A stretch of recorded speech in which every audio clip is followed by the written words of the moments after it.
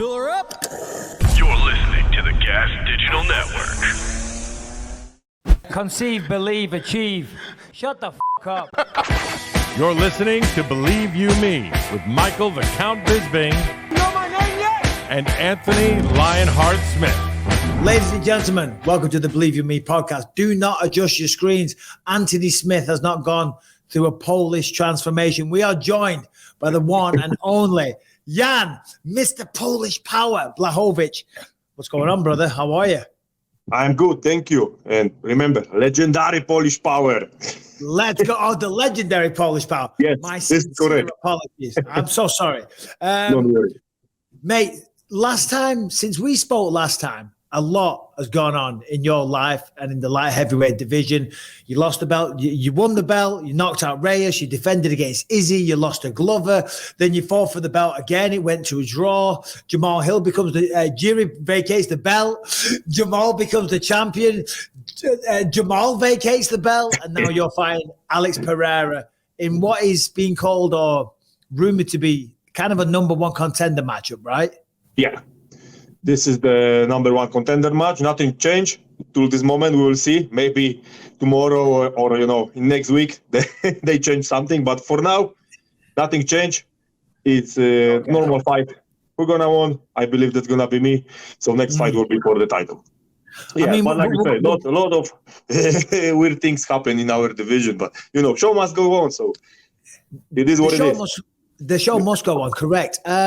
We'll get to the fight with Alex in a little bit, but what did you think about Yuri vacating the belt? And what's your thoughts on Jamahal doing the same thing? Because I think, listen, we all know it's a very honorable thing. Yuri wanted the division to move along. That's great. That's good. And I think Jamahal, because that's how we got the title fight, he feels he should do the same thing. And I respect that as a fighter, but if I was managing them, I'd be like, what are you doing? This is the light heavyweight championship of the world. You don't fucking walk away from this. Yeah, it's, always it's two sides, I'm also a man of honor, so maybe I will, also leave the belt if it's a situation like this. But, of course, my manager will tell me, don't do it. Wait, if they will take it, then you will give it. Now, don't give it like a present. yeah. But I respect this what they does because they don't hold the division. So, like we say, show must go on. So, yeah, I wish them a fast recovery. Iri, I think it's already good. So now we're waiting for Jamahal.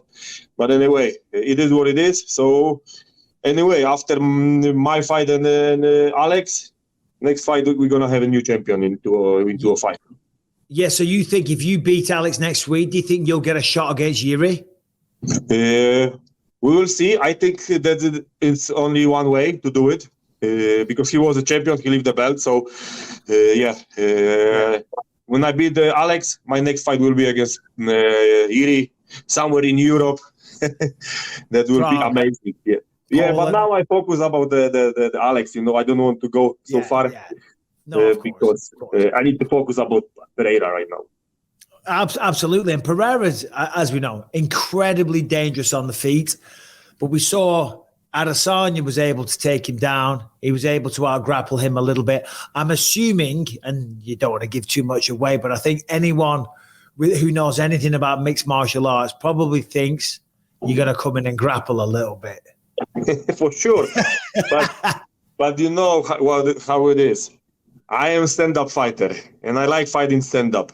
So I have to check my stand-up against someone like Pereira.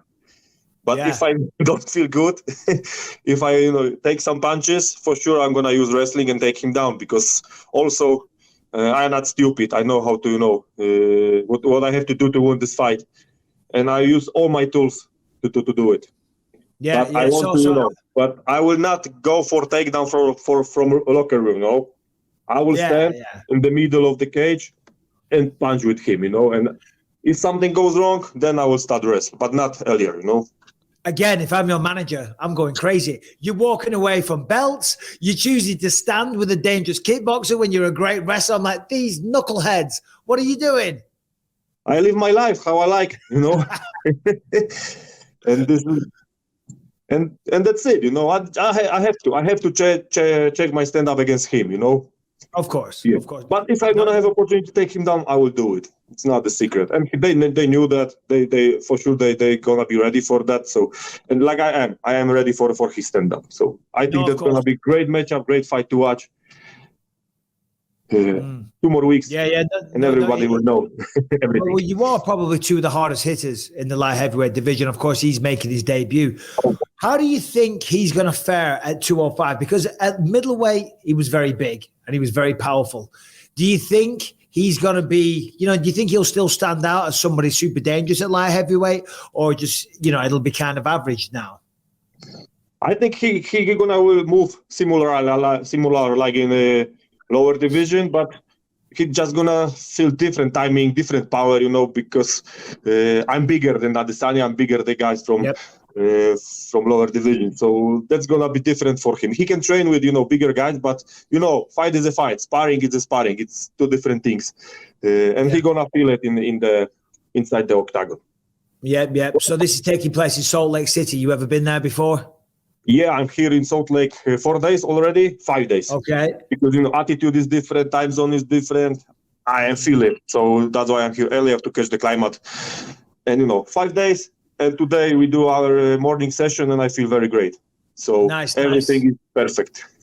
Perfect.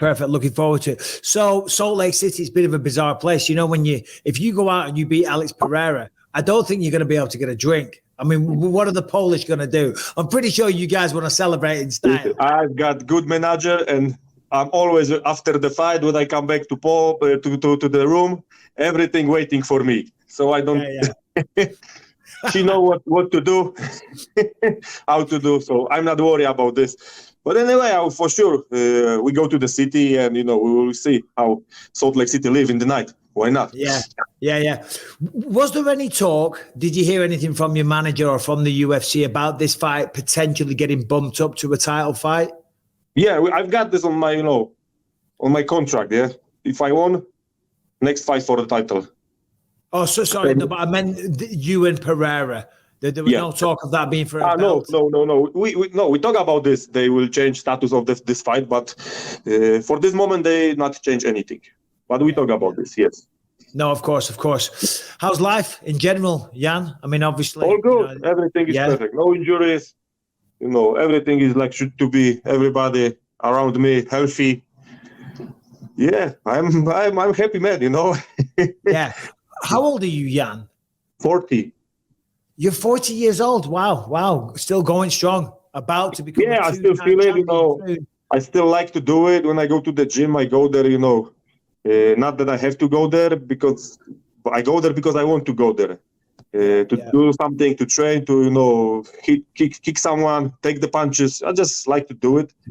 But I feel that I'm 40. Not I don't feel like 10 years ago.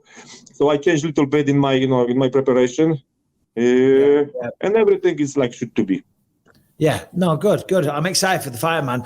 What do you think about that main event, Dustin Poirier, Justin Gage? I mean, that's a ridiculous fight.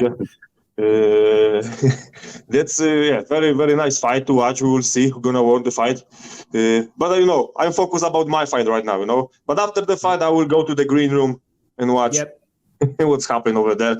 But that's gonna be also like, I think that they bring some heavy punches to the side inside the octagon, and that's gonna be great fight to watch. But I don't want to choose who gonna win. Yeah, no, of course. So next Saturday night, when you're in the ring, Mark Goddard, Herb Dean, whoever it is, when they say fight, you and Alex Pereira go forward. What have you seen in your mind? What I see, great fight in stand-up in the first round, but second round, I take him down or knock him out or submit him on the ground. This is what I see. This is what I do when I do my visualization. Yep. Yes. I mean, obviously, he trains with Glover Teixeira, who's a tremendous coach and obviously was a great fighter. Do you think, though, that there's not been enough time for him to be able to truly learn the skills required? For sure, he's going to learn something, but I think it's too short, But I will answer after the fight for this question. Yeah. But I think it's I have to be ready for everything. But maybe he is like, someone like superhero, and he, learned so fast, and he will be great on the ground. So I have to be careful about this. So we also do this part of job in the gym, but I don't think so. He is stand-up fighter, and he will try to be all fight on his feet. What happens if he walks out and he does the bow and arrow and he sees you in the cage and I bring my shield, I bring my sword, take his arrow on my shield, cut my sword, like cut his head off. This is what I prepare for him. Yeah, of course. I saw on your Instagram you're still going back to the place in the forest. Always before each fight. Yeah. Grab energy from that. Yeah, that's crazy, man. I mean, the fact that, I know you used to do it, but you're still doing it. Why? Yeah, do you truly believe that and it just gets you in the mindset? You have to believe. You have to believe in something like this, because if you not believe, it will not working. It's like, placebo, something like this. If you believe, that will working. If you not believe, it's not gonna be working. So what is I believe in I believe in myself. I believe in my fist. I believe that I can knock him out. If I will not believe in that, I will not go inside the octagon never. So you have to believe. No, but by going to the forest, to the site, what is it that you believe that does? What I believe? I believe that because I found this guy, he hanging out. So I think I just helped him to go to the other side. And now he's like, he give me his energy from different place. This is what I believe. Interesting. No, I like it, man. It's cool as hell. What a story. Yeah, maybe if someone will, if someone, different people will find him, maybe they will steal something from his pocket or something like this, I don't touch him, I just, I touch him. Yeah. Come on, Jan. Jeez, now I'm laughing, but when I found him, I wasn't. Yeah, I asked him to speak and ask him, "You are alive?" But that was a stupid question because that's crazy. Did you really? Oh, I didn't know that. So you prodding him with a stick, and you're like, "Are you alive?" Yeah. Hello, buddy. Yeah. Hello. Yeah. But he was like this. No, he wasn't alive. Wow. Yeah, it was creepy, very creepy. I hope so. The first one, and I hope so last one. Yeah. You're a married man, right? Are you married to your partner? No, we just live together. She's my fiance, but I don't put ring. I put a lot of rings, sure. But not that one. You got to be careful. You got to take your time, buddy. I was engaged for about 14 years. you can't push these things. If I say, of course I will say yes, but this don't change anything. We've got son, we've got 2 dogs, we've got home. So yeah, we are just living together our best life, It's just a formality. Does she ever, how does she feel about your fight career? Does she love it? I was lucky. My wife I meet her in getting older, she was like, maybe you need to retire now. Yeah. So, first of all, I meet her because she worked for KSW before. Everything was happening on backstage, was on her head. So when I go to the fight, she come, grab me, now it's your turn, go there and have some fun, So, so she is in this sport all her life because her brother also was a fighter in Poland. Got it. And she is my manager, so... Oh my God, it's all in-house. Yes, so all money stay at home. That's the perfect setup. It's a perfect setup. All right. And what about your son? How old's he? 2.5. So he doesn't know anything. But when I turn off the TV and show my fights, he said, Daddy, yes. So he never recognized me. That's but amazing. Still, maybe 2 more years and then he will start understand what happened. So Saturday night, you're going to go out. Are you the favorite with the bookies? I would imagine so. With the bets maker. With the what? For gambling, are you the favorite? I would have thought so. Harrington, I don't know. When they announced when they announced the fight, I was. Yeah. But now I don't know. Maybe something changed. But I don't watch. I don't care. I can be underdog. I can be. Who cares? Yeah, it doesn't matter. It doesn't matter. But more than, I mean, I think stylistically, you've got a very, very, very strong chance of winning. And that's no disrespect to Alex. I'm a huge fan of Alex. I think he's an incredible fighter. A lot of respect to him. On paper, I should take him down and submit him. But, fight is the fight. You never know, right? You never know. Yeah. I think you shoot within 2 minutes. We will see. On, but I like stand-up, I like stand-up. I like fighting stand-up, but you will see. We will see. I've got, game plan. I know with coaches, I know what to do. And let's go. Have some fun inside there. Indeed. All right, so you get this job done. Very good chance you'll go up against Yuri Prochazka. But that's down the line. I'll tell you what we're going to do right now. We're going to ask Harrington, our producer. We've got some questions for you on Twitter, Jan, if you don't mind. So, Harrington, please join the show and pick the good ones, please. And don't be offended by what he looks like, Jan. Okay. So the biggest request so far in the questions is whether or not you have another song for us. Another what? Song. Another song? Yeah, people love it when you sang on here. They want me to sing another song? They would love for you to sing another song. Last time you sung like an Irish, a Polish, an Irish jig. No, last time you sung like a Polish, folk song. Yes. So give us another.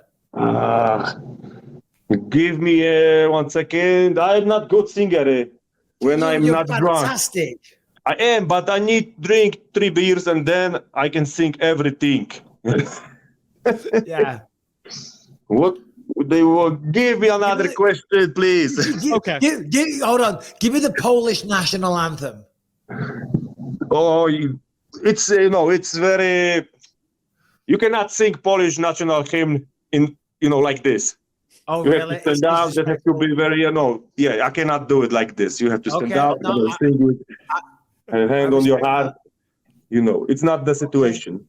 All right. No. I respect that. Harrington. Thank you. Okay. So you were just mentioning KSW a second ago. You were prominently at their Coliseum show where they had like 100,000 people in the football stadium. Can you just tell me what that was like? And if that's a dream for you down the road in your UFC career? Yeah, that was amazing show. 50,000 people, in the national stadium. Great show, great fights. There will be something amazing if UFC go to Poland and do, me against Prochazka on this stadium. It will be crazy.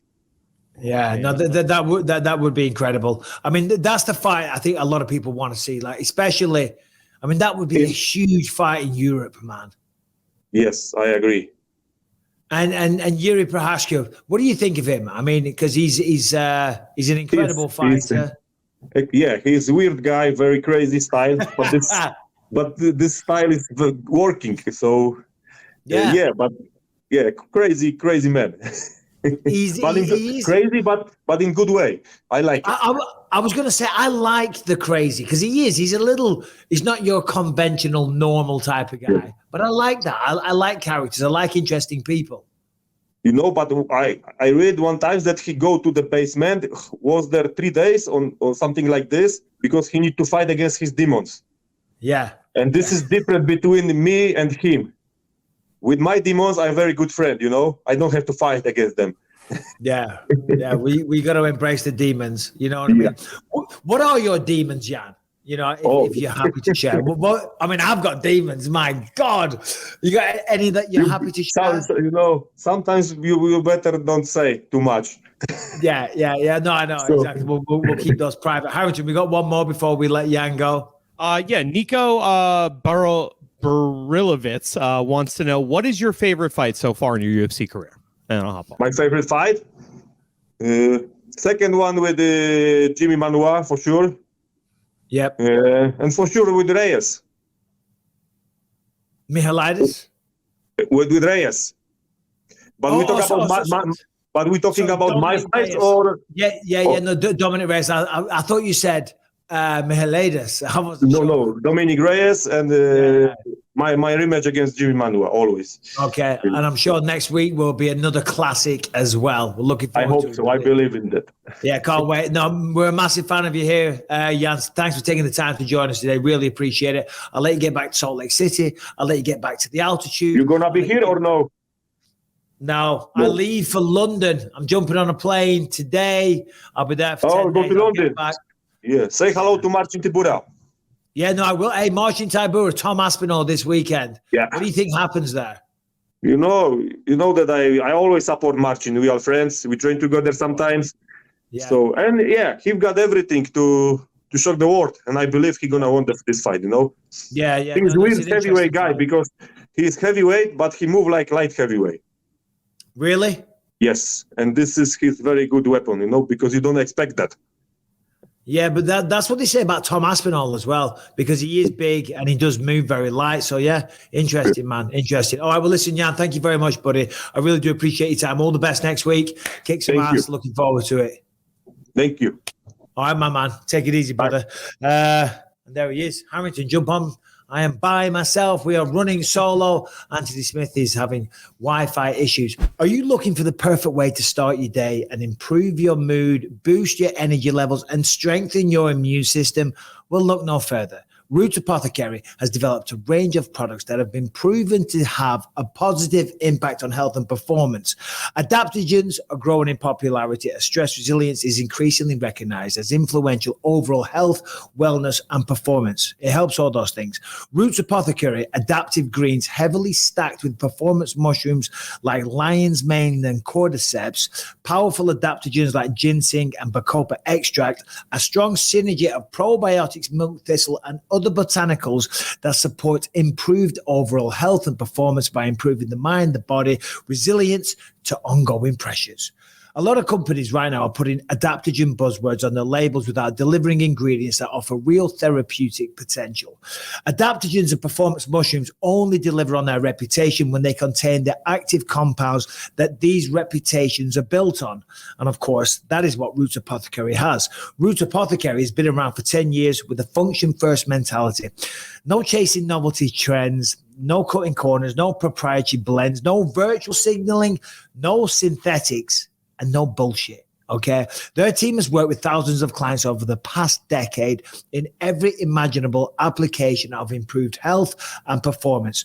Whether it's the busy mom, the entrepreneur, to the elite athlete, or the student struggling with social anxieties and everybody in between, Roots Apothecary will help you out. Mentally, physically, you'll feel great.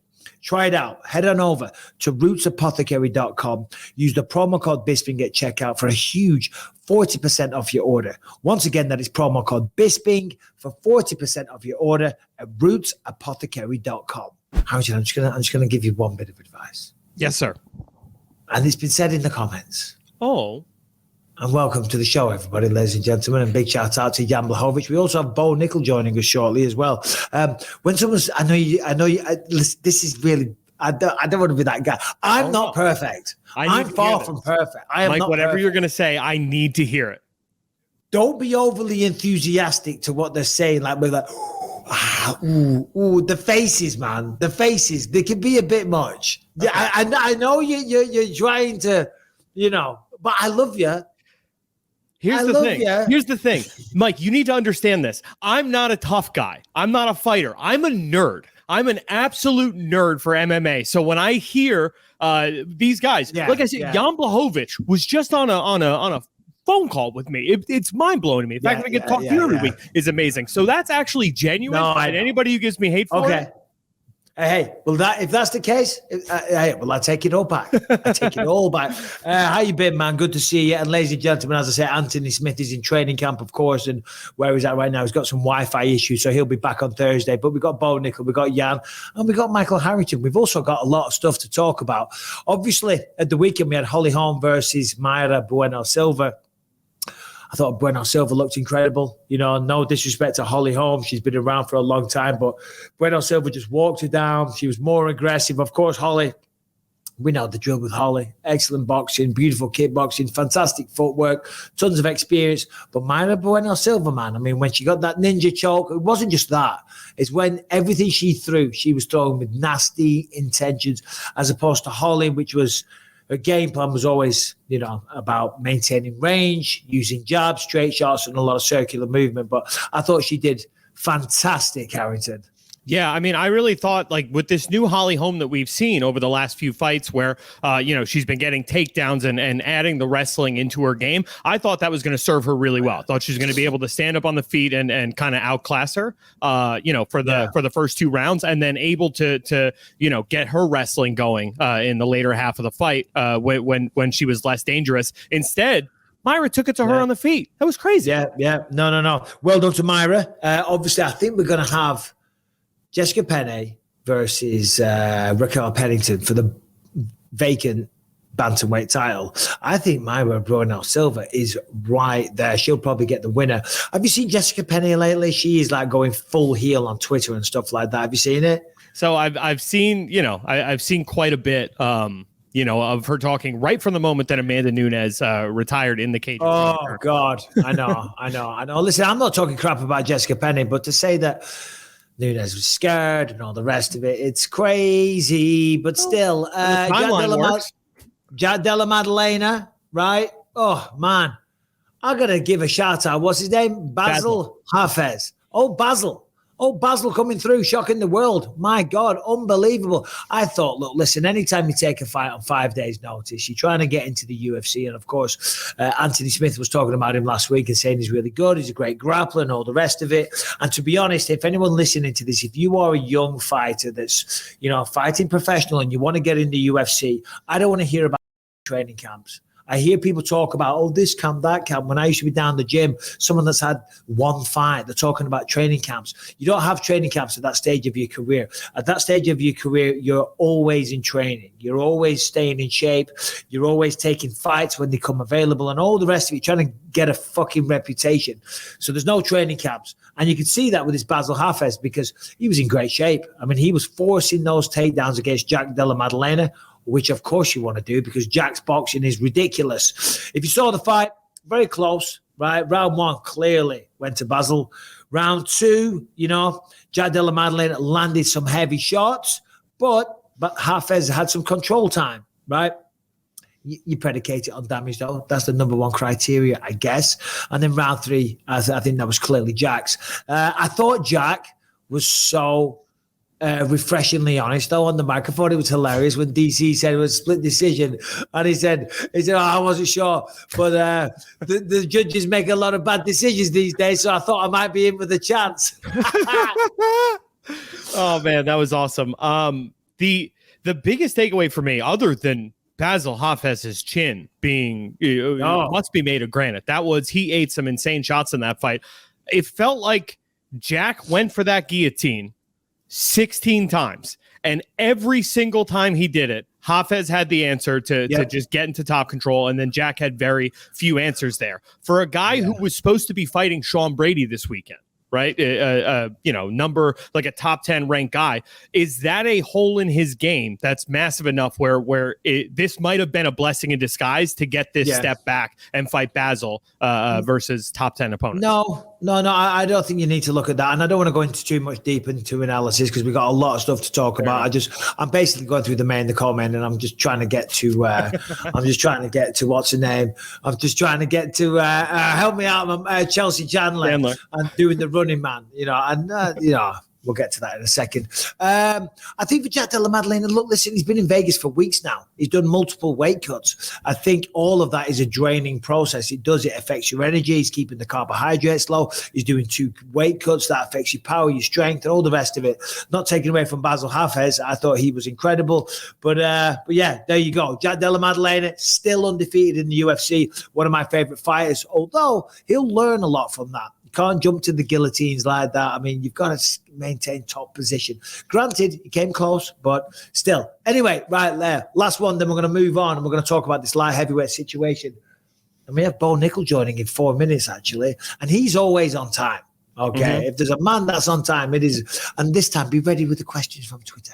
I got it. I'm already on. Have a little look. Chelsea Chandler going up against Estella Nunes, right? Is that who it was? Where was it? She's not in. You haven't put this. No, there it is. Norma Dumont. Norma Dumont, Chelsea Chandler. Listen, Norma Dumont got the job done. God bless her. Good for her.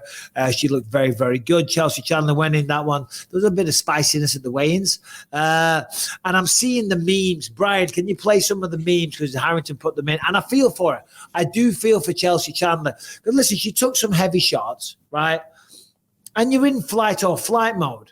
Simple as that. Do you know what I mean? And at that point, she almost got bingo. Oh, this is a good one. Knocking the sonic rings out of her. And then off she pops, running through.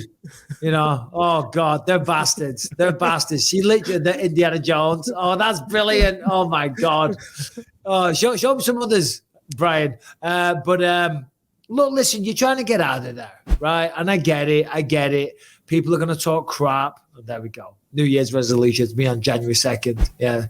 I mean, look, listen, I understand any criticism. The reality is when you step in there in the octagon and you turn around and you do that, you are going to get some shit. And it's a shame for her because it takes balls to step in there. Do you know what I mean? So I'm not mocking her. We're laughing at the memes and all the rest of it. But it was at that moment I knew I fucked up. Yeah, no shit. That'll do, Brian. Look, listen, we've seen it before. I mean, Conor McGregor did it against Nate Diaz in the rematch a couple of times. There's that picture of Nate Diaz pointing and laughing as McGregor's going for a little jog. Caleb Starnes, when he fought, was it Nate Quarry? Nate Quarry. Yeah, I mean, he got a lot of shit for that one. I think he got let go from the organization as well, right? Yeah, I think so. Well, he was on a losing streak anyway, so I don't think that was the reason. But yeah. I mean, I guess when you support. Go on. I was going to say just this year, CJ Vergara did it against Daniel Lacerda in a fight where, I mean, the only way he was surviving was doing the running man, and he came back to win that fight. So, yeah. But still, people don't like to see it. Fans don't like to see it. I don't necessarily like to see it. I'm not criticizing Chelsea at that moment in time. Do what you've got to do to stay alive. You know what I mean? But, that is actually a foul on the scorecards. Timidity. I mean, you got to fight. I mean, intelligent and defending yourself. I mean, you could say that's intelligent defense, right? Would you say that's intelligent defense? Look, if someone's punching you and you run away from them and they can't punch you, I'd say you've intelligently defended. And that would be my number one rule. My mom always said that that's the smartest thing to do if somebody's trying to fight. It is. It is the smartest thing to do. Ladies and gentlemen, don't be a tough guy on the streets. If someone's trying to kick off, just walk away. Just walk away. It takes the bigger man to walk away. My mum always used to say that to me as a child. I said, Mum, what are you talking about? Because I was always getting into scraps. She was like, Michael, when will you learn? It takes a bigger man to walk away. And it's all true. You know, of course, conveniently, I'll say that these days because I walk away. I've had a few violent situations. I just walk away. Do you know what I mean? It's not worth lowering myself to them. But when you're in there, you sign a contract. God bless her, Chelsea. You know, give it a couple of days. MMA news moves on. Yeah. And she's even got a sense of humor about it herself. So, yeah. Oh, well. That was that was her meme was the last one. That was the I knew that was her moment. Yeah, she's cool. Yeah. No, fair play to her. Let's talk about the light heavyweight situation then really quick because I touched on it a little bit when Jan Błachowicz was there. The news broke last week on Thursday after we finished the show. Jamahal Hill sadly ruptured his Achilles tendon, I think, or tore it or whatever it is. He's out of the fight and he's very nobly stepped away from the light heavyweight belt. Right. And as I was saying to Jan, I feel he's kind of done that because his predecessor, Yuri Prohaska, tore his pec. He did that to keep the division moving along. As we know, we kind of like have a laugh sometimes, but, he's kind of that martial arts samurai code that Yuri lives by. And I really, really respect that. And I think because that's what got Jamahal kind of a shot in the first place, he kind of feels that he needs to pay that forward to the rest of the division.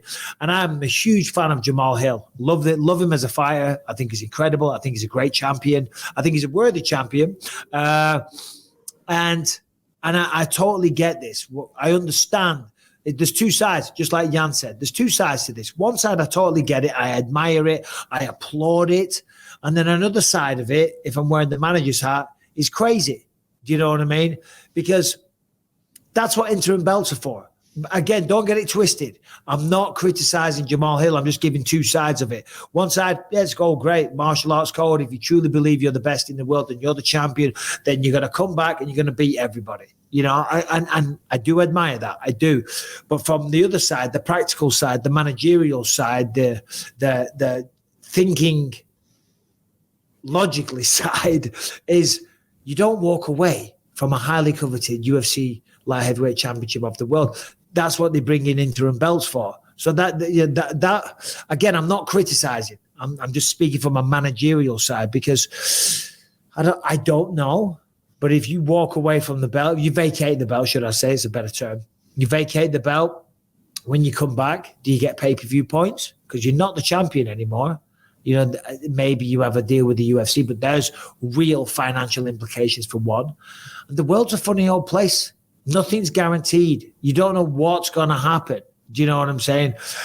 Maybe call me a coward all you want, but I'm hanging on to that bad boy for as long as I can fucking live. Do you know what I mean? Bring in interim titles, bring in whatever you want. I'm the champ. I fucking earned that. I dedicated my life to it. And yes, the Samurai Code. We talk about the Samurai Code. There's no guarantee you're going to get that bad boy back. Yeah, that's true. But I do think it's a severity thing. You know what I mean? Like, is the Achilles rupturing, like I just know about it in a basketball sense. Like that's typically a 1.5 season long injury. So for somebody like Jamahal, who, you know, like I don't think he was keeping that belt for the length of recovery for his injury anyway. So all you'd be doing at that point would be holding up the division. You know what I mean? No, but they were bringing an interim title. They might have made Jan versus Alex for the interim belt. Now I guess they've actually vacated it, and Yuri Prohaska is about ready to come back. So that's such a shame as well, because that would have been a sensational fight, Jamahal and Yuri. Hopefully we get to see that down the line. And of course, rest up Jamahal, friend of the show, friend of Anthony's. He's such a great guy. I've got so much respect for him. I saw a little rumor that someone was saying he was playing basketball with DC when it happened. Is there any legitimacy to that? So a respected MMA reporter, I believe it was Dan Jackson. I'll double check that when Bo comes on. But he came out and said that, during International Fight Week, there was the pickup game as part of the festivities, Team Cormier versus Team Hill. And there's speculation, according to him, that's where the injury took place. Oh, well, hey, listen, no one's fault. It is what it is. You're out there playing basketball. You're trying to have some active rest. You're trying to stay fit. Shit happens. I don't know much about Achilles. I've never injured my Achilles. Yeah. Well, I mean, it's not a muscle you would like. It kind of makes sense for it to be a basketball injury because that's the sport you see it the most in, that and American football, because it's like the planting muscle that that gets messed up there. For sure. Yeah. But still, it's going to be a while. All right. So in terms of mixed martial, do you know what? I think Bo Nickal might have forgot. You think? I mean, it's 4:05. There's no Penn State wrestler who's going to be that late. No. And Bo Nickal's like one of the best dudes you could ever meet. And he just talks about gratitude and being on time and living a disciplined life. I reckon. Well, we just arranged it yesterday. Maybe it slipped his mind. 12 seconds later. What's up, guys? Sorry I'm late.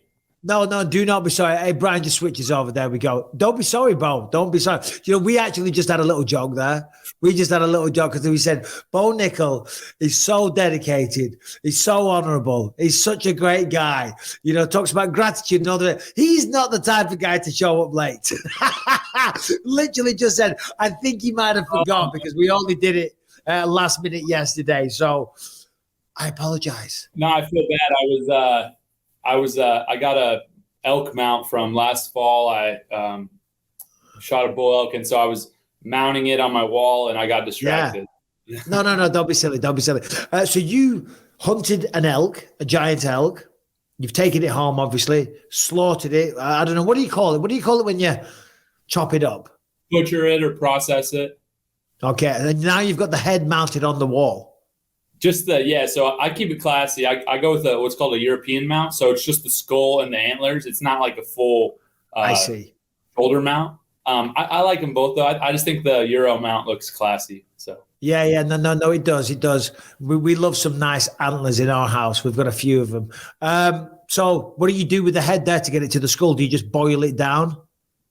Yeah, boil it. Well, this one, since it's from Colorado, so it's not local. So I gave it to a taxidermist to process it. So I don't know exactly how they did it, but I'm assuming they probably boiled it and stuff. And how big was the elk? It was pretty massive. It was probably 700-800 pounds. There was a 5x6 antler, so it was good size. But yeah, I was eating it for pretty much the entire year. Got like over 200 pounds of meat, so it was very, very awesome.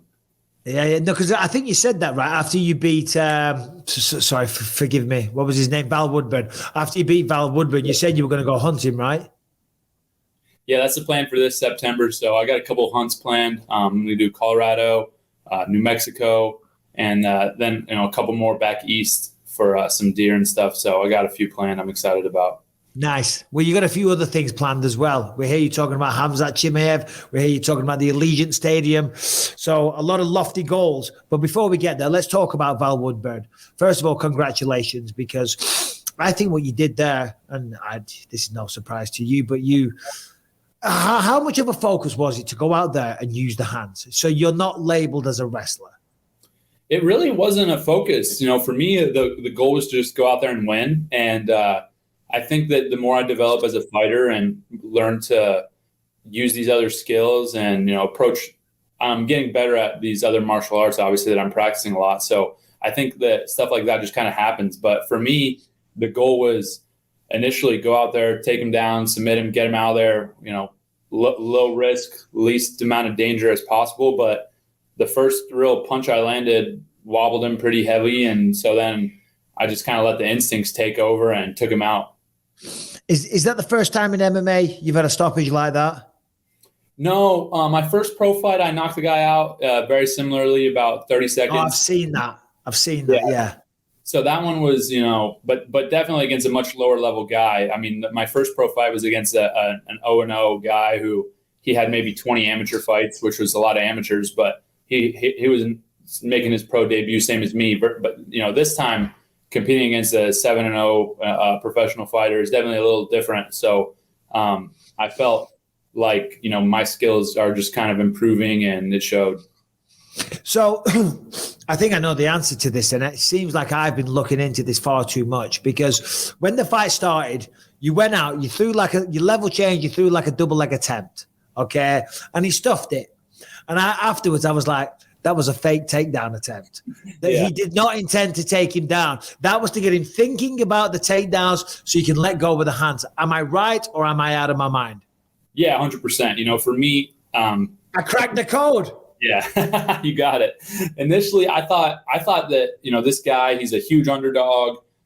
He probably doesn't really think he can win. He's going to come out and just rush me. He's going to blitz me, throw a bunch of looping punches, try to land something crazy, maybe try to throw a knee and, just rush into me. And then I was going to slip outside, throw straight left hand and take him down. And, he didn't do that. He sat back. He started to, he was actually looking to, fight, defend, and which I think was, an interesting strategy. It wasn't what I expected, but he stuck to the game plan right away, which was, it was just kind of, so I had to make adjustments on the fly. I was like, okay, so now I'm not going to be able to counter. He's trying to counter. So let me throw something at him. So first punch straight, I threw a straight left, but I looped it a little bit just with the adrenaline and stuff. And it went right by his face. It just barely missed him. And I was like, dang it. I thought if I would have landed that, I think it would have knocked him out.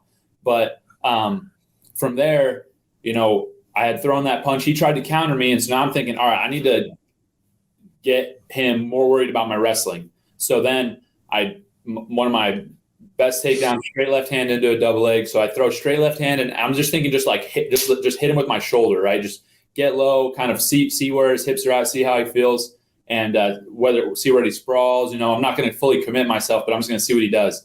So I throw the straight left, hit him hard with my shoulder, and he kind of hit me heavy with his hips. And I was like, okay, that was good. Good, little defense there, but all right, let's see what else you're going to do now. So now then from there, I start playing with my front hand. I drop my front hand down just to kind of see where his front hand goes. And he immediately full arms down, looking like trying to underhook me. And then in that moment, it seems like when the fight's happening, it's happening in slow motion. It's happening. It seemed like there was 10 seconds where I got to decide what I'm going to do next. And so then I just decided, all right, bro, you're about to get a right hook. So I dropped down, boom, come over with the right hook. And I immediately knew that I hit him hard. And so then, again, the time slowed. So it's kind of like me deciding what I'm going to do. Am I going to throw straight left hand? Am I going to take him down? Is he hurt enough to where is he hurt enough to the point where he's still dangerous, or is he like not going to be able to touch me? And then I decided to throw straight left hand. I landed another shot. And then from there, I knew it was over. I knew he wasn't going to be able to hit me with anything damaging. So then I just put him out. See, obviously we've spoke about, your history in combat sports, and you've been around it for so long. But again, that's proving so helpful, because the way you're talking there, what was that, your 5th fight? Mm-hmm. That is an incredibly high fight IQ, and the fact that you're able to stay so calm and composed, and the fact that your mind is thinking like that. Because when I started fighting, geez Louise, the first 10, 15 fights, everything was just a blur, to be honest. I wasn't able to, coherently think and slow my mind down. Have you always been able to do that? I was able to do that in wrestling, and I think that helped me a lot in wrestling. And it did seem to me towards the end of my career that matches would just happen very slowly, and I'd be able to pick and choose what I decided to do. But with fighting, I feel like that's really come on my last 2 fights. Before that, there was I think a little more nervous energy, a little more adrenaline, and I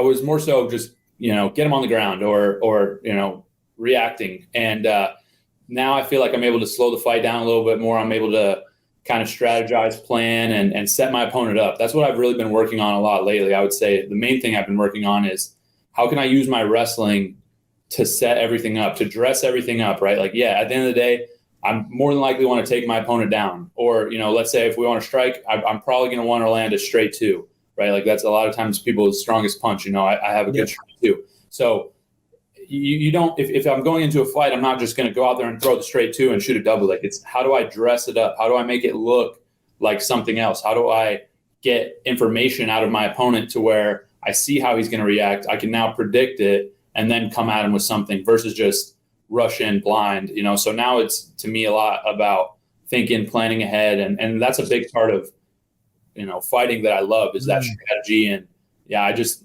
have really enjoyed competing the last couple of times because I think I've been able to do that a little bit. Yeah. Excuse me. No, that's really interesting. And I think, because still, sadly, there's critics to this sport that don't understand the finer nuances and don't really understand the technical abilities and the amount of training that goes in there. But just to hear you talking about that and talking about the strategic side, of course, we do that all the time as announcers, as analysts. But you laid that out pretty well. Let me ask you this. Here's a question. And we need the truth. We need the truth, Bo, because I know you're a wrestler at heart. And you gotta stay true to the boys, okay? To Penn State or your coaches, whatever it is, right? But UFC debut, pay-per-view, Jamie Pickett, take him down. You submit the guy. Last time out, pay-per-view opener. You go out, you take him out with these bad boys. Which one felt better? Which one did you prefer? I'll be 100% honest. Like you said, I'm a wrestler through and through. Knocking somebody out is the best feeling in the world. You can't compare it. It's amazing. It's incredible, really. Like when you put the guy out, it's over. They're on the ground. You get up. It's unbelievable. Even pinning a guy, in wrestling, whatever it is, it doesn't compare. So, for me, I just want to continue to be wise to that and know that's I can't let that like overcome everything else that goes into a fight, right? Like I'm still going to be fighting smart. I'm still going to train a certain way. Yeah, it's the best feeling ever, but it's emotional. I know. And I think you see, because it is a trap. You see a lot of great wrestlers falling into this trap. They come to the UFC, they're all about the wrestling. They start finishing people with hands, and then they abandon their wrestling. You know what I mean? And they're just pure strikers. Kamaru Usman. There's so many. For sure. Yeah. Go ahead. Yeah. After the fight, any talk with the UFC about a potential return? I don't think you took a single shot. I'm assuming you're going to get it back in there pretty quick. I haven't talked with Dana or Hunter. I'm going to take like another week and just kind of think about things. Talk with my coach, Mike Brown, my management team, first round management. And, we have a lot of options. For me, I would like to fight again. Honestly, I would, as a competitor, I would love to fight again as soon as possible. But then when I take a step back and I look at my career and the trajectory that I'm headed on and how the last years went and just kind of assess everything from, trying to be unbiased and not emotional because, at the end of the day, my favorite thing to do is go out and compete in front of 20,000 people and on a pay-per-view. And that's the most exciting part of what I get to do. But there's also an analytical side of what's the best move for my career. I'm barely 13 months into being a professional. I fought 5 times the last 13 months. And I want to continue to develop my skills and improve and get better. And a lot of that happens in training. And when I train this last year, I've really just been in training camp, right? Like, and training camp is a different animal than just training and working on your skills and being creative, that type of thing. So I could see myself fighting in December. I could also see myself taking a little more time off, maybe 6-8 months and just training, improving, getting better and fighting early next year. So that's stuff that I'll, again, continue to consult my coaches on, consult my management team and see what's best for me. But, I'm not in a rush. I'll get the belt when the time comes and when I'm ready to do it. And so, I see myself fighting 3-4 more times, fighting ranked guys. And I'm probably not going to have to fight, 10 ranked guys to get to the belt. I'm probably going to be able to, fight a guy in the top 15, fight a guy in the top 5, maybe one more guy, get to the title. And there's a lot of what ifs, but I'm just trying to map it out as best I can. Yeah, and it's hard to disagree with you. I always say this every time I speak to you. I mean, listen, we all know about your wrestling history and what you're capable of and what you've done so far. And when you speak about yourself, it's not from a position of arrogance or boasting, or there's nothing like that at all. I think it's just an awareness of the body of work that you've put in, the sacrifices you've made throughout the years, and the results speak for themselves. I do agree with you. I do think it is probably going to be that kind of trajectory. You're very mature as well. Sorry, I don't mean to condescend you and stand, but a lot of fighters, their egos can get the better of them. You know what I'm saying? I don't pick up that vibe from you at all. I think your problem is going to be finding opponents, though. I know we talked about this last time we spoke, but I can't imagine. I mean, Val Woodburn in some ways was perfect. Because when you're not in the UFC, they say, take this fight, and more than likely they get rewarded with another crack of the whip, right? But if I'm just signed with the UFC, I don't want to take you on. If I'm ranked in the UFC, I don't want to take you on. I'm like, I fought tooth and nail to get to this point, and I'm going to throw it away to Bo Nickal, right? The wrestling superstar that's just going to ragdoll 99.999% of the population. Right. Yeah. I think that. With that being said, the UFC is definitely offering these guys a lot of money, right? That can entice people. It's not something where it's like, hey, fight Bo Nickal for 12-12. They're definitely upping the contracts. I know they're paying guys extra and stuff, and so and I think a lot of people still don't really realize what they're getting into when they're fighting me, and I don't mean to, again. I don't feel like I'm an arrogant guy. I feel like the way I compete, the way I fight is humility is one of the strong principles that I feel like that's my foundation. And so, but I do think that at the same time that most of these guys just don't understand what it's like to actually get in there with me. They're confident until the bell rings, until I grab them. And so I think there will be guys that want to test themselves and believe that they can beat me. They've maybe wrestled with other Division I wrestlers, maybe even an All-American or maybe even an NCAA champion type guy. But, that's not me. I'm a different level from that. There was guys that were the top in the country that I would throw down and pin in less than 60 seconds on a regular basis, and that's just the facts. You can check the stats on that. It's not, myself sound any better than I am. But, I think so. But I think a lot of guys don't really understand that. They don't really know that. They've never obviously felt what that's like. And so I think that they're interested to find out, and I'm interested. They are interested to find out. I'm interested to find out. Obviously, I mean, I'm old and washed up, my bloody body's destroyed. But whenever I hear about somebody like you, and there's other examples as well, I always think, I wonder, how could you do? Do you know what I mean? Because as a fighter, as a competitor, as a guy that wrestles and grapples and stuff, you do think, I mean, obviously you are a specialist of all specialists. So, I'm going to don't be alarmed if I grab hold of you one day. I'm just trying to body lock you. I would love to. For me, I love rolling, wrestling, anything like that. It's the most fun thing for me. So whatever. Yeah. We can roll for sure. No. We'll make it happen one day. So I always say you're like the ultimate good guy, the ultimate example, to young men. I mean, because you're so far. I mean, listen, it's early days. We don't know how you're going to end up. You might end up like a Conor McGregor. The fame might go to your head. You start making the money. You're telling everyone to go fuck themselves. We don't know. We don't know where Bo Nickal's going to go. But right now, you're the ultimate good guy. And your ultimate dream is to go up against the ultimate bad guy. The Bond villain, Khamzat Chimaev at the Allegiant Stadium. Talk to me about this. Yeah, I just think what better way to, I won't even say culminate a career, but to just have a milestone than to compete against a guy who everybody is afraid of, who, has so much hype and so much excitement. And honestly, he's just that good, like he's backed it up with every single performance that he's had.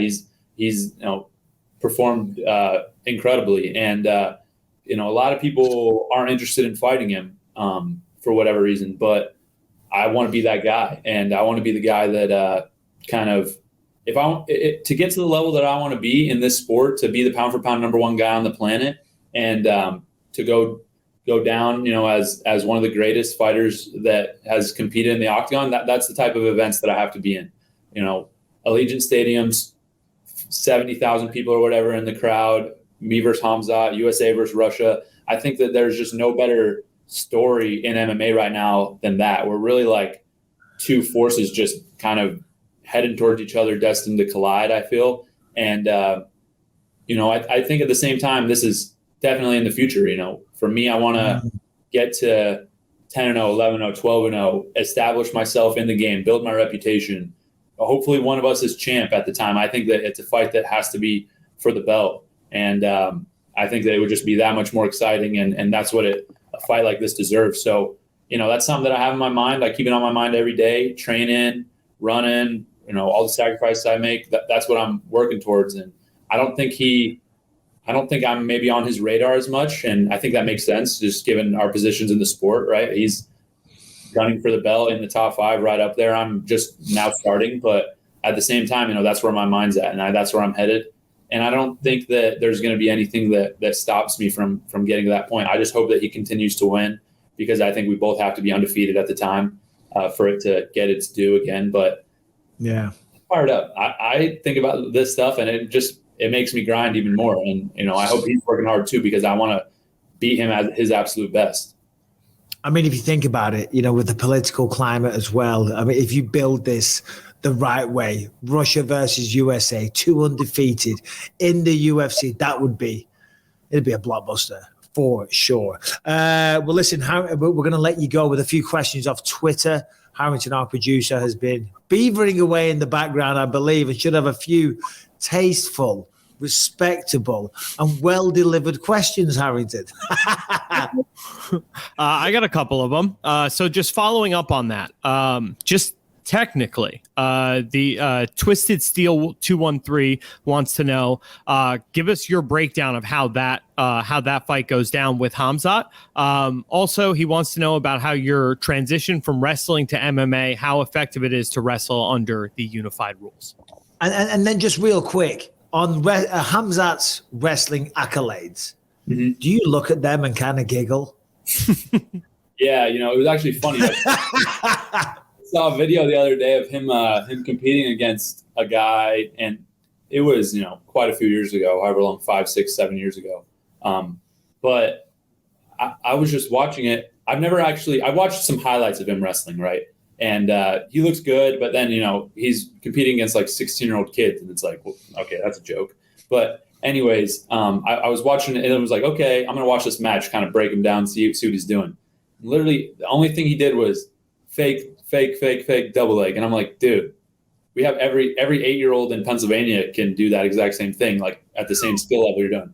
And yeah, he wrestled hard and stuff, but I was just like, this guy's a good wrestler. What are we talking about? You know, like, I don't know, but I don't mean to be, you know, negative towards people's skills and stuff. I obviously respect his skills, and MMA is a completely different ball game, right? Like, if we're to wrestle in a match, it's a joke. Like it'll end in sub 60 seconds. Like I'll kill that guy. It's not even competitive. But in an MMA fight, like I said, different ball game. I think my skills in wrestling translate very well to MMA. I'm still learning. I'm still growing. And so, you know, with folk style wrestling, the application to MMA, I think, is the strongest out of any combat sport. And that's what I have, the highest level folk style wrestling in the world. And yeah, when I look at his skills and what he does in the cage, I respect it a lot. I think that he is somebody that he competes super hard. He has a good gas tank. He's got a lot of dangerous weapons. He obviously has good grappling. He's able to take a lot of guys down and control them there. I think that if we were to fight, that there's zero chance he's taking me down. I think I'm actually going to be holding him on the ground, especially given the fact, I mean, I'm 210 pounds. I'm 6'1". I'm not a 170 pounder like most of the guys that he's fighting right now. You know, it's a different animal when 170 to 85 is a big jump. And I know he's a big 70, but you're talking about a different size human. And so, you know, I wouldn't be surprised if I dominated him in the grappling, was able to hold him down. And I guarantee you I'll get him tired as well, just because I have too many competition reps in me and too much high level experience I don't get tired in competition. And I think that he would probably be super emotional charged going into the fight, and I would take advantage of that. Interesting. Very interesting. I just want to follow up on that. And because I believe you when you talk, you know, because you're not the type of guy that's going to blow your own trumpet. The proof is in the pudding. Throughout all the years of you working with these high level coaches, have they identified? I mean, of course you work hard, you're disciplined, you know, you put in all the effort, you got a good mind for the sport, you're analytical, whatever it is. Is there something though? What makes you so good at what you do? What's always made you so special? Have coaches identified a certain character trait?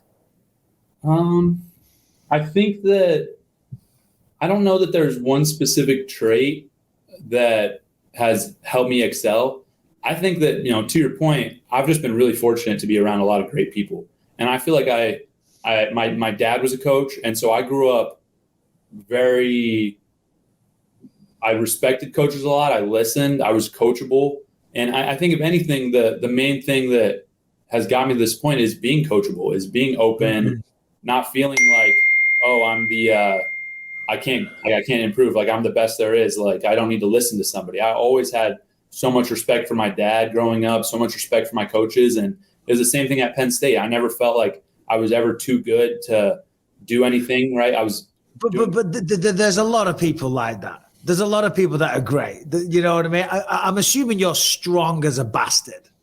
Yeah, I mean, I definitely don't feel like anybody I compete against is stronger than me. But it's just a lifetime of work. I think that, you know, while most people are coachable and they do all these things, they'll do it intermittently, right? They'll do it for a couple days a week, or they'll do it for a couple months a year, or maybe they'll do it for a couple years and then they'll stop. But I've been so dedicated and so focused on combat sports since I was 5-6 years old. You know, I remember at probably, you know, 5, 6, 7, I was wrestling, you know, 30, 40 matches a year. And then by the time I was 8, 9, and 10, I was wrestling almost 100 matches a year.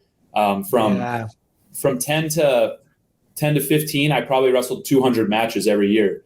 And, you know, then in high school, I was still competing 100 matches a year. So I have thousands and thousands of matches. And I was always dedicated. I played other sports. I played football and baseball. I ran track. But when I got home, I was watching film on wrestling. I would watch Big Ten Network, watch college wrestling, go on Flow Wrestling, watch the Olympics. Like I just lived obsession. I was obsessed.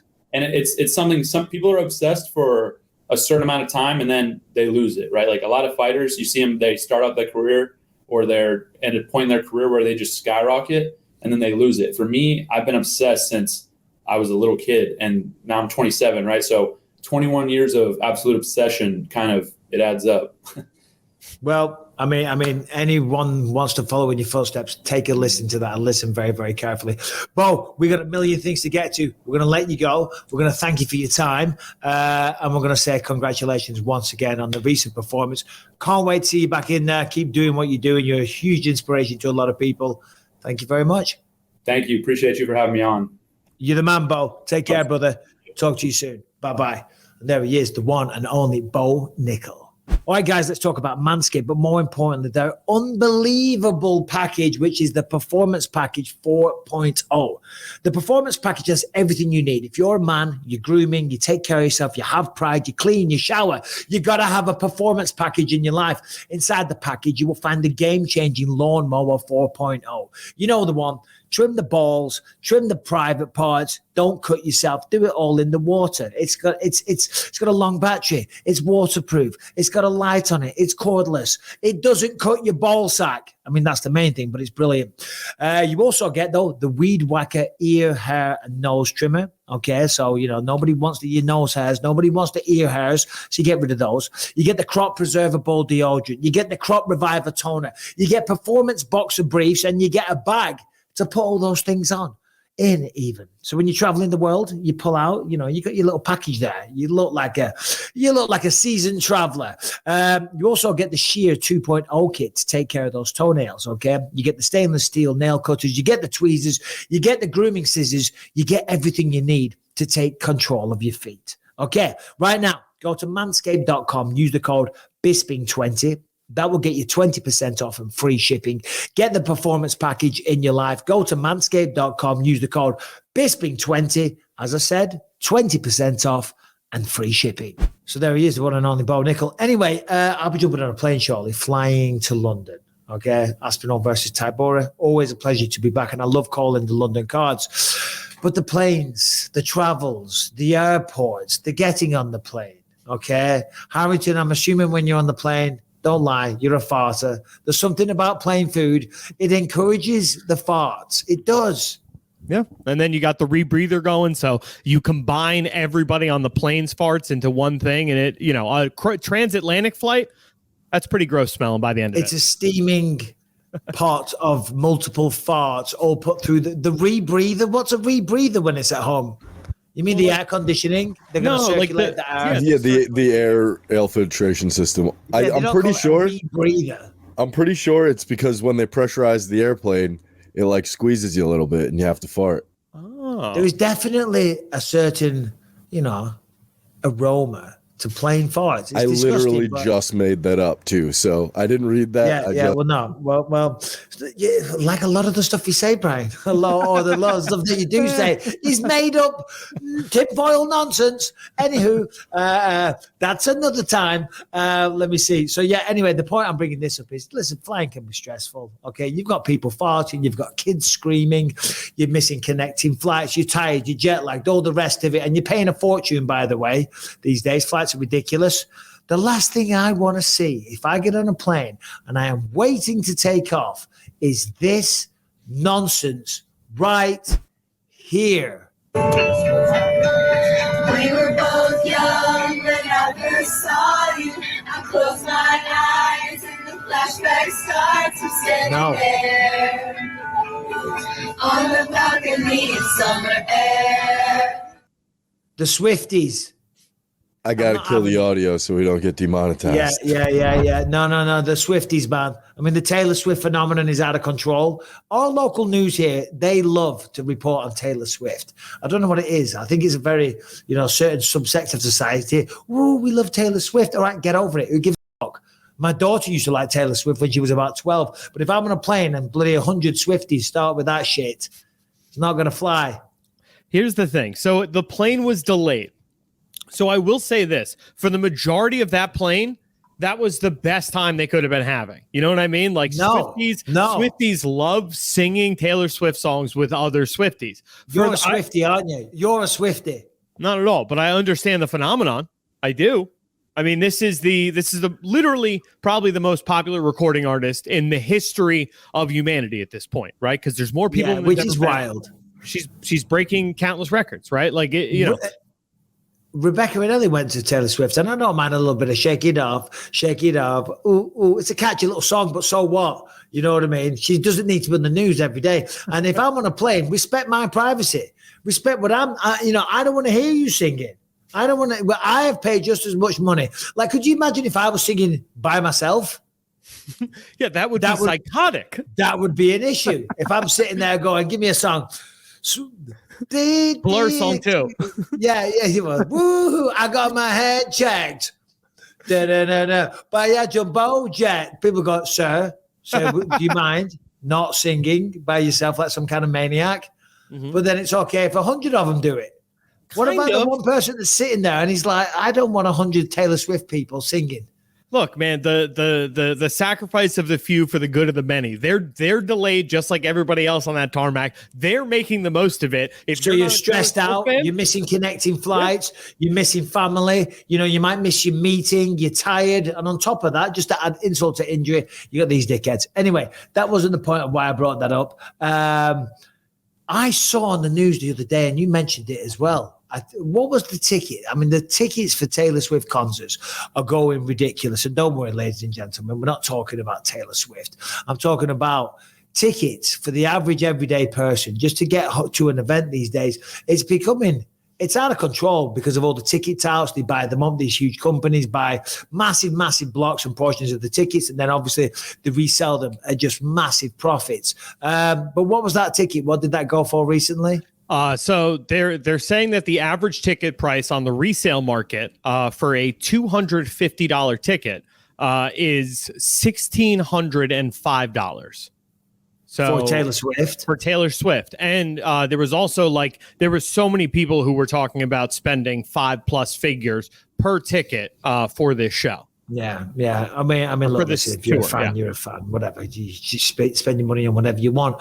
But I see I don't go to concerts very often, but when I've tried to treat Rebecca and we look at them, I mean, I told you recently about that Pearl Jam experience we had to leave, and they weren't cheap tickets. I know people have this all the time with UFC events as well. Do you know what I mean? Because the ticket touts buy them and sell them at such massive profits. I don't know. They've got to do something about this. This can't be allowed to continue. Well, they are. Like, I know the state of New Jersey just put this law in effect, and I think they're calling it like Taylor's Law or like Taylor and Bruce's Law or something like that because of Buffer gets his own law. It's about time. I think it's Springsteen because he's a pretty hot ticket in New Jersey. So don't say that's a Bruce Buffer. No, I'll tell him it's for him. Yeah. But essentially, the concept there is that they would limit call Bruce Springsteen. Oh, the boss and the buff. I think that's a good podcast. Head to head, going down, Raiders Stadium. The boss and the buff. Who will survive? Only one Bruce can remain. Anyway, I was thinking they would work together. You want them to fight? No, they're going at it in the Coliseum. All right. But that's good. UFC 300. But they're limiting the amount of tickets that can be bought, and they're limiting the markup that you can put on the resale market for tickets. And I think that's going to something that's going to be picked up, if not nationwide, by a bunch of different states, because this is a problem for every single spot she's gone to on this tour. Yeah, well, no, they need to make it happen. Just because I just have people, I demand messages I get from people for UFC events and just whatever in general. People complaining. Stop. Yeah, no. But like people just buying the tickets at the regular price is fine, but in the resale market, so it just blows my mind. And then when I saw Taylor Swift doing that, and I saw Luke Thomas as well. Luke Thomas had a good take on this on Twitter. He was like, noise cancelling headphones. Thank God that they were invented. If I was on that plane, he couldn't tolerate it. And I'm kind of with you there. Shout out to the one and only Luke Thomas. All right, so let's have a little bit of fun here. In terms of non-mixed martial arts, did you see this Kingpyn boxing at the weekend? This might get us demonetized on YouTube, but we've got to see it for research purposes. Tell me about what is this Kingpyn?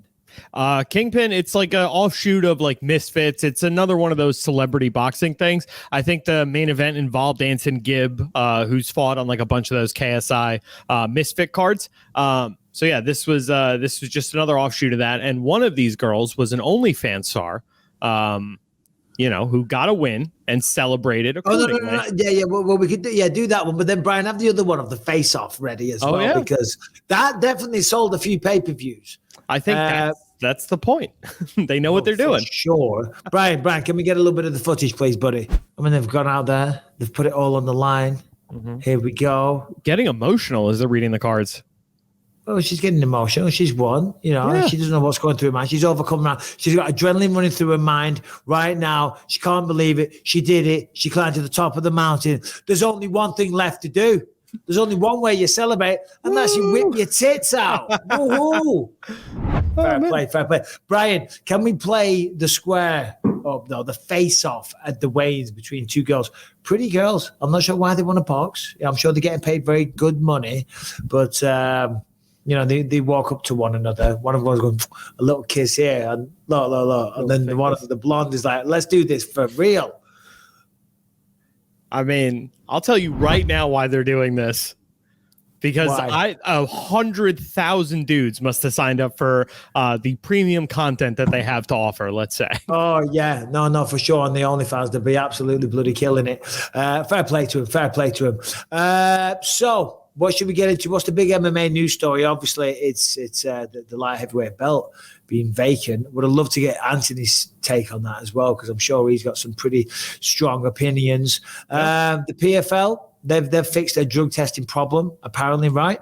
Mm-hmm. So we talked about it earlier this year. I think they had 10 people total who tested positive, including a number of people who are in the current season. So that did mess with their brackets. So to handle that going forward, by the end of the year, they will have implemented the USADA system, meaning that PFL athletes will be, they'll be tested around the clock, and hopefully this won't be an issue next season. I'm kind of surprised that they didn't do that already, though, to be fair. I mean, why wouldn't you? Especially when you're having such a big problem. And then now it certainly seems they've got a lot of money, because from what I'm hearing, the PFL are in the process of buying Bellator. Yeah, I know. Have you seen this? I think that's... Yeah, no, that's a pretty widely talked about thing in the industry. That's Bellator announced that they were for sale. Scott Coker said Viacom is putting them up for sale. And I know PFL is, as far as I can tell, one of the bidders so far. I think the reason that they wouldn't do it up to this point is because it's the only MMA organization with an off season. So if you need USADA coming around. Because you'd have to sign up to USADA year-round testing. Right. Interesting. So it's like, why spend that money when we're not going to be even having fights in January, February, March, etc.? Well, they're not having fights anyway. What are you drinking there, Hafez? It looks like a Bailey's. I mean, I know you don't drink alcohol. No, I started making my own cold brew at home. Oh God, you've gone full hipster, have you? Oh yeah, for sure. Look at the shirt. What's the benefit of home brew at home? I mean, it's not $6 a cup at my local coffee shop is the benefit. I got like a little mason jar. You mean so you just make your own coffee and then put some ice in it? Yeah. Well, no, I make it's cold brew coffee. You have to like make it a certain way. It's I don't know. It's a nice little hobby I've gotten into. Oh well, good for you. Wanderlei Silva is expected to make his boxing debut against Brazilian bodybuilder and YouTuber Filippo Franco. I have no idea what Filippo Franco looks like, but he's a Brazilian boxer and YouTuber. He's going to be juiced out of his mind, right? That's for damn sure. Wanderlei Silva never saw juice he did not want to ingest. For some reason, when I think about that, remember that time of Tito Ortiz when he was going up against Chael Sonnen in Bellator again? Remember they were doing like a thing on the news and Tito pulls out a can of juice. He says, yeah, you're the juice box. Here's what I'm going to do to the juice box. And then just smashes it up. Have you seen that? Oh, yeah, that's great. Poor old Tito. But yeah, do we have a picture of this guy? Oh, yeah, there we go. Looks like Yeah, totally natural. Yeah, dude, that guy will pass the USADA test for sure. Yeah, absolutely. Well, fair play. I hope. Yeah, I mean, listen, Wanderlei Silva, what did he do? He literally ran away years ago from USADA. Was it USADA? It was USADA. Yeah. It was USADA. Yeah, it was USADA. Yeah. Okay. Or was it the Nevada State Athletic Commission? It doesn't matter. Regardless of whoever it was. I think it was at the World MMA Awards or something. Yeah, right? yeah. They got him in like a bathroom or something. Yeah. Yeah, no, they tested him then, and then there was another time, and he just legged it, Wanderlei Silva, you don't hear from him anymore. I mean, he was a bloody legend back in the day, Wanderlei Silva. He was one of the guys that when I first watched Pride, I was like, wow, I fucking love this guy. He is unbelievable. He was just so violent, and you don't see many fighters like that these days, to be honest, because it's become so technical. But Wanderlei Silva was just a wrecking ball of aggression, powerful, obviously great technique and stuff like that. Yeah. I mean, as much as I'm not a fan personally because of the steroids, and obviously we fought each other and he was talking a bit of shit, but I don't hold any grudges. But I'm not a fan personally. But as a fighter, his early career, man, you got to admire some of the performances he had. For certain. He is now 47 years old, and he has not fought since 2018, fighting a much younger man. And it's his first boxing match ever. Who was his last fight in Bellator, Harrington? It was actually Rampage at heavyweight. Oh, yeah. Have you seen Rampage? Did he knock him out? I'm assuming he knocked him out. Yeah, TKO in the second. Yeah. Oh, no, fair play. Rampage is looking massive these days. I don't know if do you follow Rampage Jackson on Instagram? I feel like I do. Yeah. I mean, he got heavy. He got very, very heavy. He's always kind of struggled with his weight, but he's been working out with some coach, lifting weights like a maniac. Rampage is looking absolutely jacked these days. Anyway, Rampage. Right, give me a topic to talk about. What have we got? Yeah, there he is. He's lifting weights like a madman all day, every day. What have we got in non-mixed martial arts, Harrington? Non-mixed martial arts. All right. Non-MMA. Check this out. A skydiver was in pursuit of, he wanted to film a lesson, right? So what do you need to film a lesson while you're skydiving? Obviously, you need the camera. He grabbed that. You know what he didn't grab? His parachute. Oh, my God. This is a rough one. This is a rough one.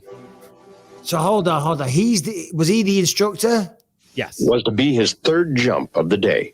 The veteran jumper had been shooting tape with a specially rigged camera when he jumped this last time, just seconds ahead of an instructor and student whose fall he was recording. Then, to his horror, the cameraman realized that he was without a parachute. And well out of reach of the other jumpers, these images are the very last he ever recorded. So then, just to clarify, what we were seeing there was the footage that he was holding. He was filming the other two people that kind of disappeared when the parachute came up. And then he's like, oh, my God. Oh, my God. Could you imagine? Oh, shit. I mean, I guess in some ways that's how you'd want to go. If you spend your entire life jumping out of a plane, I don't know. What do you reckon? Do you think you would? Or is that like the biggest insult ever?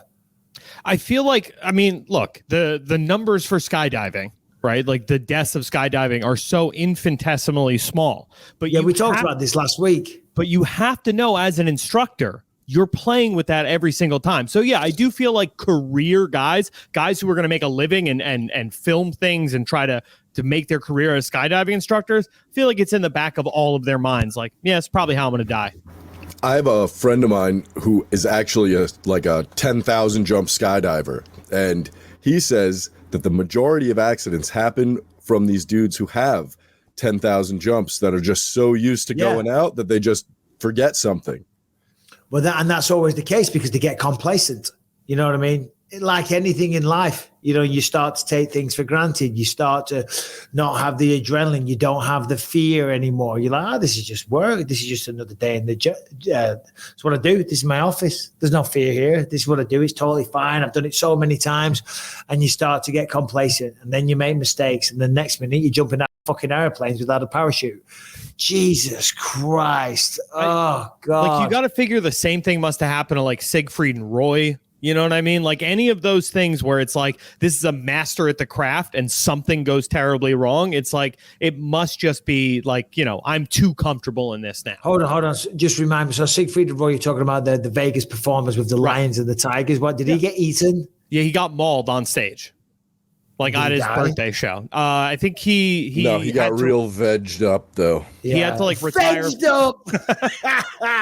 I think he did make a recovery, but he had to like quit performing after that, and he didn't live very much longer after. Yeah, that's right. No, I remember hearing about it at the time. But yeah, no, you're right. Again, it's complacency. Even in fighting. I mean, like look at Bo Nickal. There's the kind of the risk. You're that good, and I don't think Bo would, because he doesn't come across like that. But things change, people change.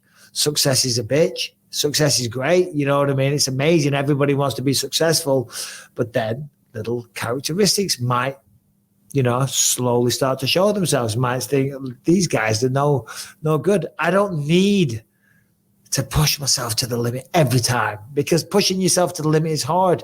And it's not good, and it doesn't feel good, and you want to stop. You say, well, I don't necessarily need to, because these lot can't keep up. They can't compete. Next minute, he's Siegfried and Roy, and he's getting butchered. He's getting vegged up. He's getting vegged up by Khamzat Chimaev. You know what I mean? No, but that's all jokes and silliness. But yeah, that's what happens. Things in life start to take it for granted. The fear is in there. Next minute, wow, crazy, man. Would you do a Harrington? Would you do a parachute jump? I've done one before. Oh, you have? Yeah, okay. I did it. I got the DVD and everything. It was awesome. It's unlike anything else I've ever done, and it's way harder to breathe than you'd imagine. Because the air is just coming at you so quickly. It's like you have to cut into it to get a breath. It's pretty crazy. All right, guys, you got a business? Are you an entrepreneur? Do you have a store? Are you selling things, but you're not online? What are you doing? Give your head a wobble. You've got to be online. But obviously, being online, building a website, building a store, having an e-commerce platform, accepting credit card payments, all these types of things, sounds complicated, sounds time-consuming, sounds very, very expensive. Well, not anymore, thanks to Shopify, because Shopify is the e-commerce platform revolutioning millions of businesses worldwide. So whatever it is you're selling, they will get you online. They will get you an e-commerce platform, and they'll do it very cheap, very cost effectively, and they will support you every step of the way. And it also, Shopify covers every sales channel, from an in-person POS system to an all-in-one e-commerce platform. It even lets you sell across like TikTok, Facebook, Instagram, all in one. Packed with industry-leading tools also to ignite your growth. Shopify gives you complete control over your business and your brand without having to learn any new skills. You haven't got to become a computer guru or a genius. You haven't got to learn how to code, and you haven't got to break the bank. By the way, there's also 24/7 customer service and an extensive business library. Shopify will be there to help you in your success every single step of the way. So get serious about your business and get on Shopify today. This is the possibility powered by Shopify. Now listen to this. You can sign up, right, for a trial period. $1 per month. Ridiculous. Get online, get an e-store, e-commerce platform, $1 per month. Go to shopify.com/believe. Take your business to the next level today. That is shopify.com/believe for $1 per month. I mean, come on. What are you waiting for? All right. Anyway, there it is. Big thank you to Bo Nickal. Big thank you to Jan Błachowicz. Excited for that one. We're going to do some questions. Okay. It's me and not Anthony. It's me and Harrington. If you have a question, I'll send them into bympod@gmail.com. You know the drill by now. Harrington. And if you're listening on iTunes, Spotify, wherever you find podcasts, make sure that you are subscribed to the show. Leave us a 5-star rating, positive review. It really helps us out. If you're watching on YouTube, make sure to subscribe to the channel and you hit that notification bell to find out whenever a new video drops. And while we're here, hit the like button. Also, if you want to catch over 400 episodes you can't find anywhere else, completely ad-free and totally uncensored, head to gasdigital.com. Use the promo code BYM. Get a 7-day free trial. Check out over 20 great shows on the network. Oh, and also, I spoke to George St. Pierre at the weekend. I did That's over on your YouTube channel. On my YouTube channel. Check that out. We did about 45 minutes. He's offering to train me to come on and do the Fight Pass Invitational. And I might just do it. I'm not sure my body can take it. I'm not sure my knees can take it. I'm not sure my back can take it. I'm not sure my eye can take it. I'm not sure if my mind can take it or my wife can take it. I'm not sure that you guys can take listening to me waffle on if I want to do it. But I think I'm going to fucking do it. I'm going to go train with Georgie Porgy and we're going to do it. Anyway, there you go. First question, Brian. What do we have? All right. So first question is from Dylan from Cork. Oh, hell yeah. Hello, Michael. Hello, Anthony. Hello, Brian. Hello, Harrington. Hope all you lads are doing well. My name is Dylan from Cork, and I have a question surrounding the future of International Fight Week. Last week was just absolutely sensational. You know, from the prelims to the main event, everything was just, you just couldn't take your eyes off of it.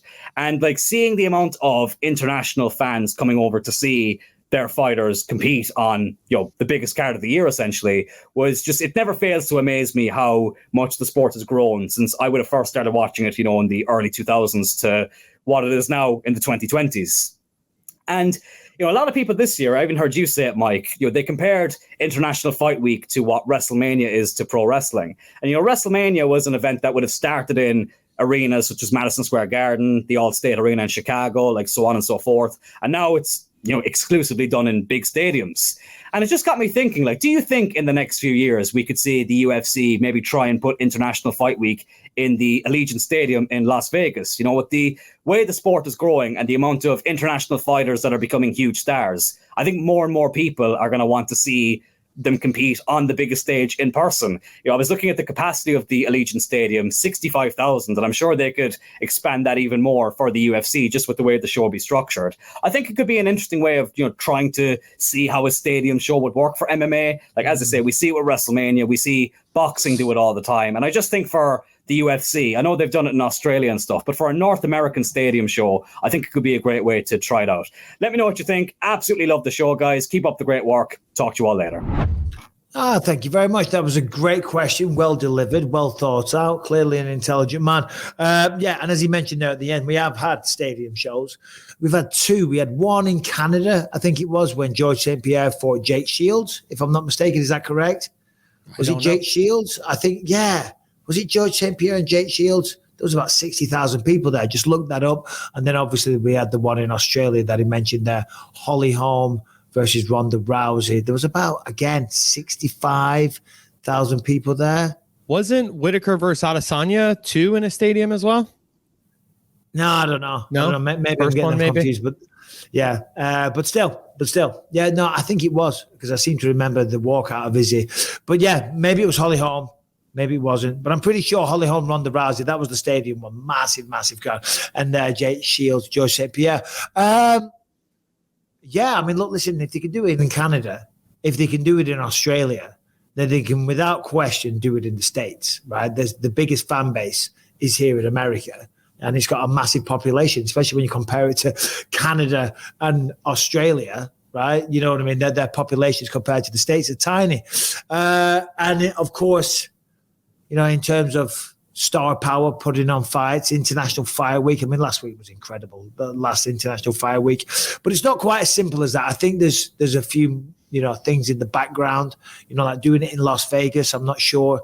I don't know if you rent out the T-Mobile Arena, you know, maybe you have to make a commitment to them. You know, maybe they might be exclusive to them, or there's probably things like that. But in terms of just an actual question, would it be possible? Yeah, absolutely. Harrington, what are you looking up? The GSP Stadium show in Canada. Yeah. You're just looking. And what did you find? I wasn't able to find anything. Yeah. I'm just talking to you. I'm trying to have a conversation. I'm listening to every word that you're saying. You're trying to prove me wrong. I'm not trying to prove you wrong. I'm trying to prove you right. Yeah. Well, Jake Shields versus George St. Pierre was in a motherfucking arena, okay? It was at the Rogers Center in Toronto. All right. Well, what was there was a GSP one in a stadium somewhere. Trust me. Okay. There was about 50, 60,000 people there. Pretty sure it was Canada. Pretty sure it was. Yeah, I'll look. If I just to talk to my man from Cork. Let me just say, I could listen to your accent all day long. That was exactly what my grandfather and grandmother sounded like. Love that. If I was going to see a stadium show in this hemisphere, I don't want to see Crow Park, baby. That's just me. But yeah, Allegiant Stadium obviously would be incredible. Who knows with the non-compete with the but I think for sizing purposes, a non-compete wouldn't necessarily apply. Like if we can hold an event that has more people than you can have, then that doesn't break any contracts. But I would I would 100% love to see that. And I'd fly to Vegas for a fight at Allegiant Stadium for sure. Okay. All right. Here are the top 10 highest attended UFC events to date. Here we go. Etihad Stadium will be configured for 70,000 fans, but won't be required to break the record.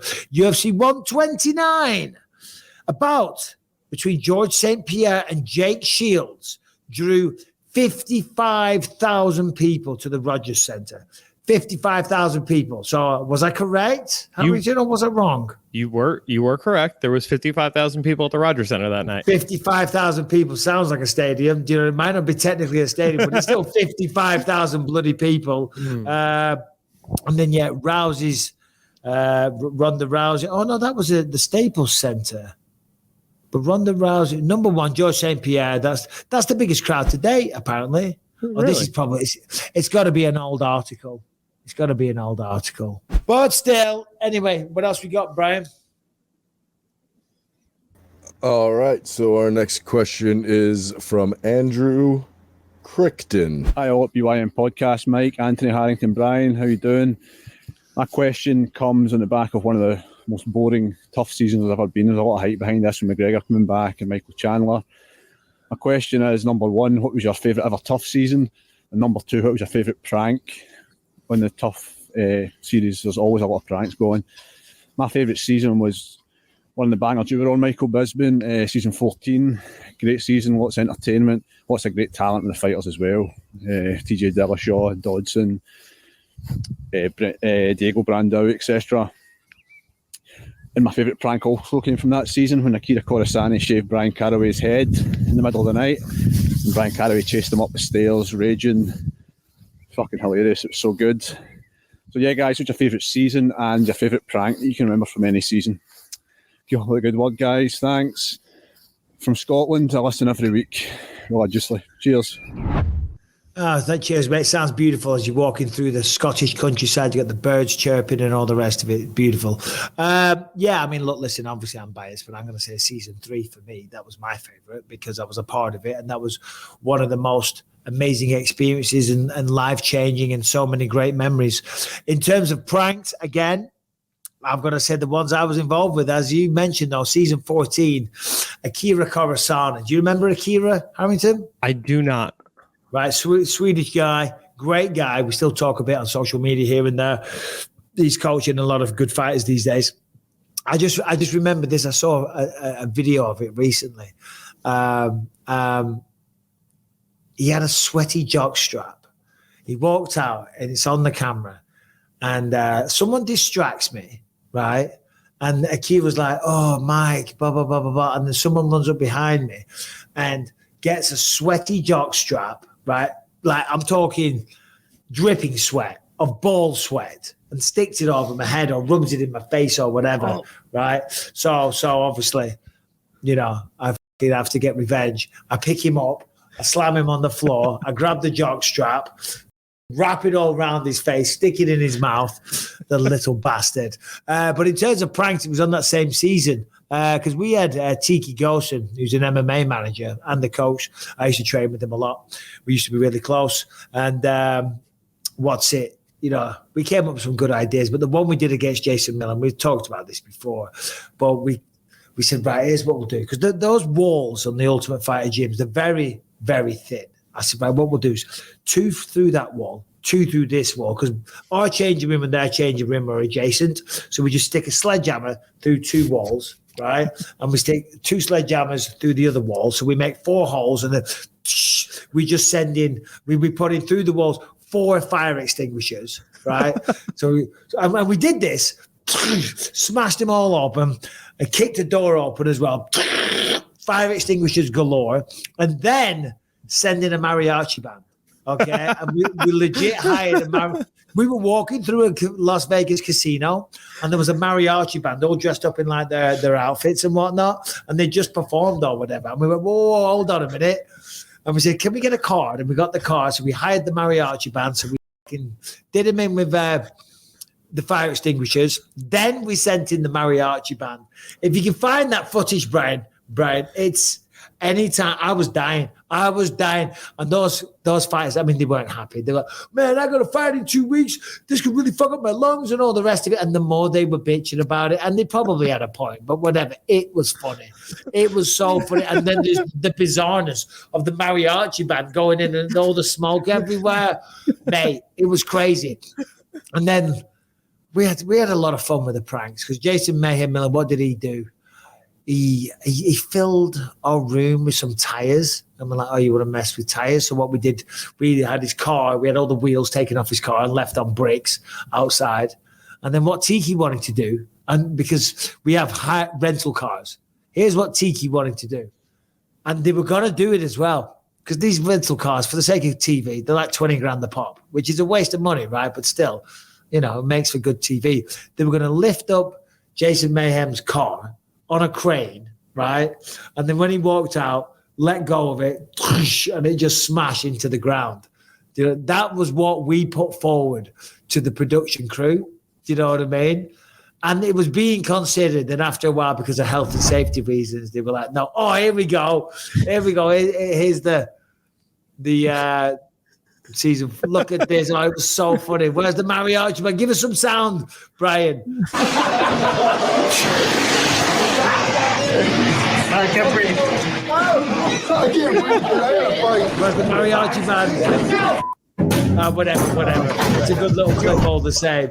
Gives you an idea. How mad was Dana that you destroyed his locker room?